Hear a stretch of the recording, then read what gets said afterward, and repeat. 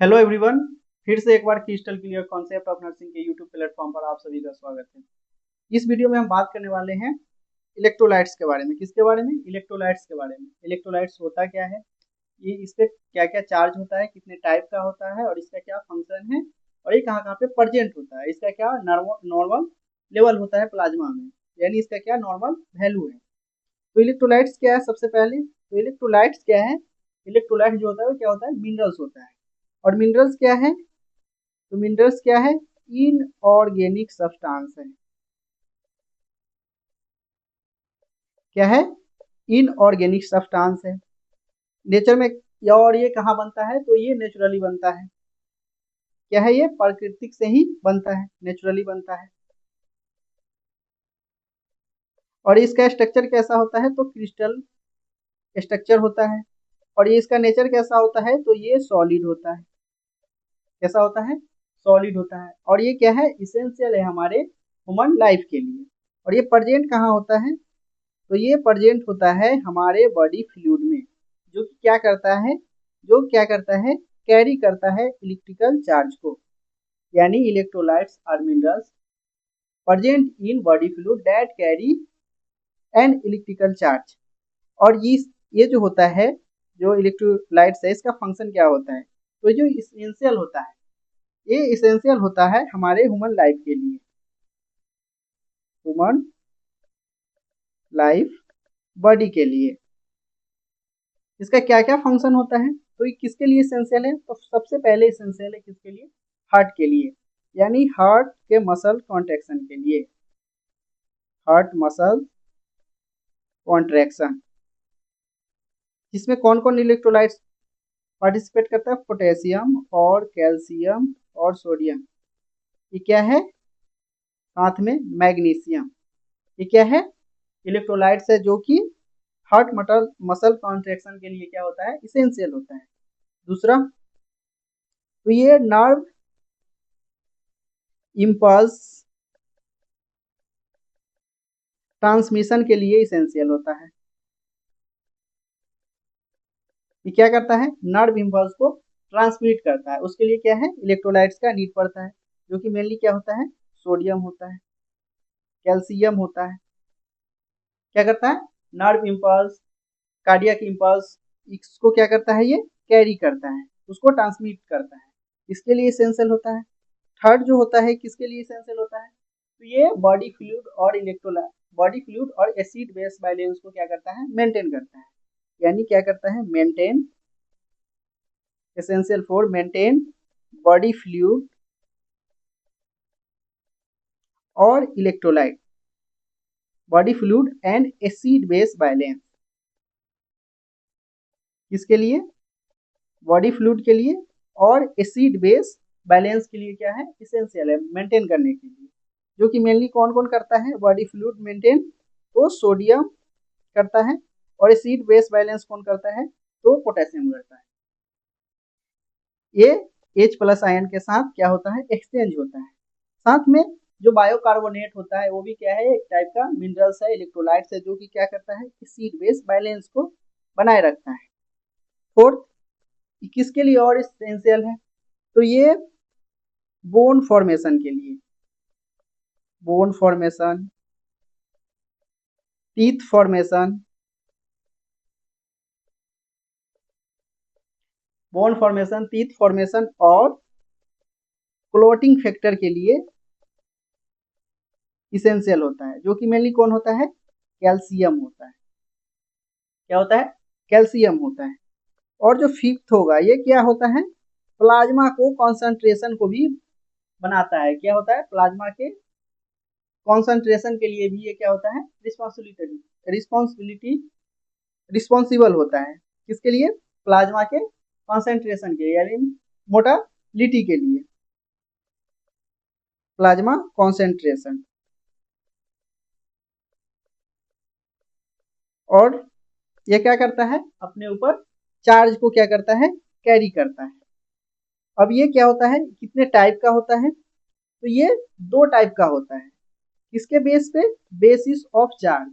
जिस पे positive charge होगा उसको बोलते हैं केटायन, और जिस पे निगेटिव चार्ज होगा उसको बोलते हैं एनायन। यानी कितना होता है, दो टाइप का होता है, एक होता है केटायन, दूसरा क्या होता है, एनायन। तो जो केटायन होता है उस पे क्या होता है, पॉजिटिव चार्ज होता है, और जो एनायन होता है उस पे क्या होता है, निगेटिव चार्ज। यानी it is two types on basis of charge. पहला जो होगा केटायन होगा, वो क्या होगा, उस पे होगा पॉजिटिव चार्ज, उसमें क्या होगा, पॉजिटिव चार्ज। और जो एनायन होगा उस पे क्या होगा, निगेटिव चार्ज। यानी ये जब एटम का फॉर्मेशन करेगा, एटम बनाएगा, तो क्या करेगा, इलेक्ट्रॉन को लॉस करेगा। कौन, केटायन।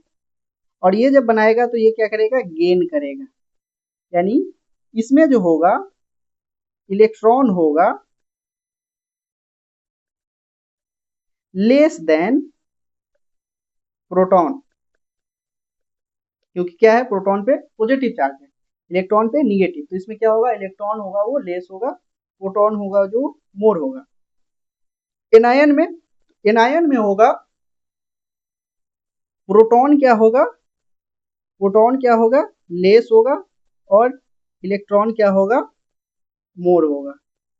यानी इसमें क्या होगा, electrons are more than protons, किसमें, एनायन में। ये क्या हो गया, चार्ज के बेसिस पे। इसका एग्जांपल क्या क्या हो सकता है, तो केटायन जिसपे क्या हो, पॉजिटिव चार्ज है, तो सबसे पहला क्या होता है, सोडियम, पोटेशियम, कैल्शियम और मैग्नीशियम। ये क्या है, ये केटायन है।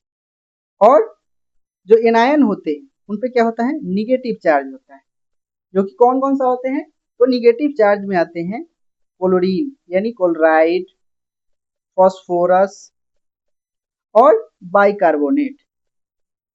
क्या होते हैं, तो ये जो केटायन का जो एग्जांपल है, सोडियम, पोटेशियम, कैल्शियम और मैग्नीशियम। और एनायन का जो एग्जांपल है, क्लोरीन, फास्फोरस और बाइकार्बोनेट। ये क्या हो गया, बेसिस ऑफ चार्ज के बेस पे क्या है, दो टाइप के होते हैं इलेक्ट्रोलाइट्स। फिर जो बेसिस ऑफ लोकेशन और प्रेजेंटेशन की बेस पे कितना होते हैं, तो फिर दो टाइप के होते हैं, एक होते हैं इंट्रा सेलुलर इलेक्ट्रोलाइट्स, एक होता है एक्स्ट्रा सेलुलर इलेक्ट्रोलाइट्स। जो इंट्रा सेलुलर इलेक्ट्रोलाइट्स होता है, जो इलेक्ट्रोलाइट्स सेल के विद इन प्रेजेंट होता है, उसको क्या बोलते हैं, इंट्रासेलुलर इलेक्ट्रोलाइट्स। जो क्या होते हैं, प्रेजेंट आउटसाइड द सेल, यानी सेल के बाहर, उसको क्या बोलते हैं, एक्स्ट्रा सेलुलर इलेक्ट्रोलाइट्स।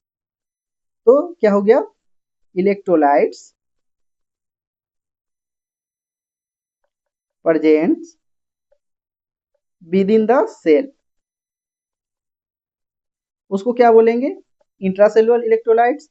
और जो इलेक्ट्रोलाइट्स सेल के बाहर प्रेजेंट होगा,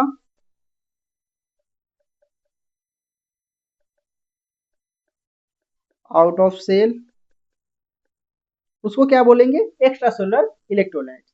और इसका एग्जांपल क्या होते हैं, इंट्रासेलुलर का सबसे जो इसमें जो एग्जांपल है वो होता है पोटेशियम।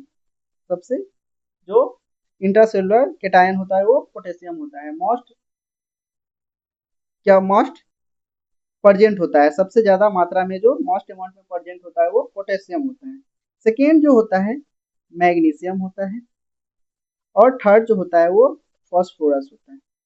ये क्या है, इंट्रासेलुलर इंट्रासेलुलर इलेक्ट्रोलाइट्स है। ये कहाँ पे प्रेजेंट होंगे, तो सेल के अंदर। ये कहाँ पे प्रेजेंट होंगे, सेल के, ये सेल है, यहाँ पे क्या क्या होंगे, पोटेशियम, मैग्नीशियम और फास्फोरस। ये कहाँ पे प्रेजेंट होंगे, तो मेनली ये जो प्रेजेंट होंगे, मतलब मेजर अमाउंट में, वो कहाँ पे होंगे, तो इंट्रासेलुलर स्पेस में। जो एक्स्ट्रा सेलुलर स्पेस में प्रेजेंट होगा उसको क्या बोलेंगे, एक्स्ट्रा सेलुलर इलेक्ट्रोलाइट। यानी कि सेल के आउट ऑफ द सेल, मतलब सेल के बाहर, वो क्या होंगे, तो सोडियम होंगे, कैल्शियम होंगे, क्लोराइड होंगे और बाइकार्बोनेट होंगे। ये जो इलेक्ट्रोलाइट्स है ये कहाँ पे प्रेजेंट होता है, तो out of the cell.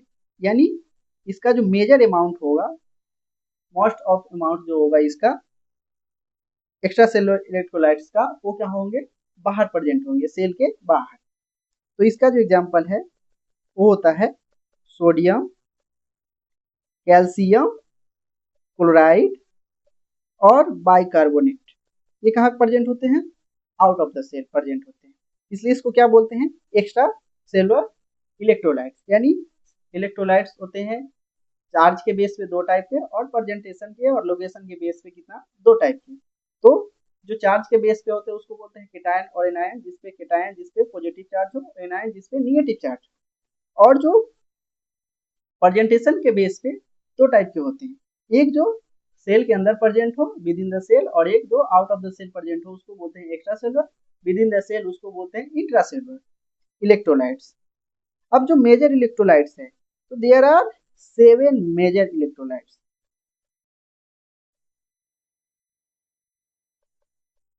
Major electrolytes और इसका जो नॉर्मल वैल्यू होगा सोडियम का वो कितना होता है, तो 135 to 145 milliequivalent per litre. ये क्या होगा, कहाँ पे, प्लाज्मा में प्रेजेंट होगा। कहाँ पे, प्लाज्मा में। कहाँ पे प्रेजेंट होगा, प्लाज्मा में। उसका लेवल कितना होगा, 135 to 145 milliequivalent per litre. जो पोटेशियम होगा, पोटेशियम होगा 3.5 to 5.1 milliequivalent per litre. ये कहाँ पे होगा, प्लाज्मा में। प्लाज्मा लेवल इसका होगा, जो नॉर्मल प्लाज्मा लेवल होगा कितना होगा पोटेशियम का, 3.5 to 5.1 milliequivalent per litre. जो कैल्शियम होगा वो कैल्शियम का कितना होगा, सीरम कैल्शियम लेवल यानी प्लाज्मा में कितना प्रेजेंट होगा, तो ये होगा 8.5 टू 10 mg पर डेसीलीटर। कहाँ पे, प्लाज्मा में प्रेजेंट होगा। और मैग्नीशियम कितना होगा, तो मैग्नीशियम होता है 1.6 टू 2.6 mg पर dl। कहाँ पे, प्लाज्मा में प्रेजेंट होता है। जो फॉस्फेट होता है वो कितना होता है, 2.5 टू 4.5 mg पर dl। कहाँ पे प्रेजेंट होगा इतना, तो ये प्लाज्मा का ये लेवल होगा। जो क्लोराइड होगा वो कितना होगा, तो 97 to 107 milliequivalent per litre. ये भी कहाँ होगा, ये लेवल जो होगा ये प्लाज्मा यानी सीरम में मिलेगा। प्लाज्मा लेवल ये है। बाइकार्बोनेट का नॉर्मल लेवल कितना होगा, तो बाइकार्बोनेट जो होगा वो नॉर्मल होगा 22 to 27 milliequivalent per litre. जो मेजर मेजर फंक्शन है, तो सोडियम का मेजर फंक्शन है फ्लूइड वॉल्यूम और फ्लूइड को क्या करके रखना, रेगुलेट करना। इसका सोडियम और पोटेशियम का, यानी क्या करता है, फ्लूइड को रेगुलेट करता है। कौन करता है, सोडियम करता है। साथ में क्या करता है, नर्व इंपल्स को क्या करता है, ट्रांसमिट करता है। कार्डियक इंपल्स को क्या करता है, ट्रांसमिट करता है। और साथ में क्या करता है, फ्लूइड को रेगुलेट करता है। जो पोटेशियम है, पोटेशियम क्या करता है, तो स्मूथ मसल कंट्रैक्शन कराता है। क्या करता है, smooth muscle contraction, cardiac muscle contraction और स्केलेटल मसल कॉन्ट्रैक्शन। इसके लिए क्या है, ये रिस्पॉन्सिबल होता है। जो कैल्शियम होता है वो blood clotting, tooth teeth formation और बोन फॉर्मेशन के लिए रिस्पॉन्सिबल होता है। मैग्नीशियम हार्ट के स्टेबिलिटी के लिए रिस्पॉन्सिबल होता है और नर्व के लिए, टेंडर रिफ्लैक्स के लिए भी ये क्या होता है, रिस्पॉन्सिबल होता है। फॉस्फेट क्या है, ये भी बोन फॉर्मेशन टीथ फॉर्मेशन में ही हेल्प करता है और कैल्शियम के लेवल को मेंटेन करता है। साथ में क्या करता है, फास्फोरस फॉस्फेट कैल्शियम लेवल को मेंटेन करता है और एसिड बेस बैलेंस करता है। Acid base balance. और जो क्लोराइड है, क्लोराइड क्या करता है, तो ये HCl बनाने में हाइड्रोक्लोरिक HCl बनाने में ये क्या करता है, हाइड्रोक्लोरिक एसिड बनाने में क्या करता है, हेल्प करता है। HCl बनाने में बाइकार्बोनेट क्या करता है, एसिड बेस बैलेंस करता है। ये क्या है, इसका मेजर फंक्शन है। ये करके फिर से नेक्स्ट पार्ट में देखेंगे इलेक्ट्रोलाइट्स का नॉर्मल वैल्यू क्या होता है, उसके कमी से क्या होता है, डेली रिक्वायरमेंट क्या होता है।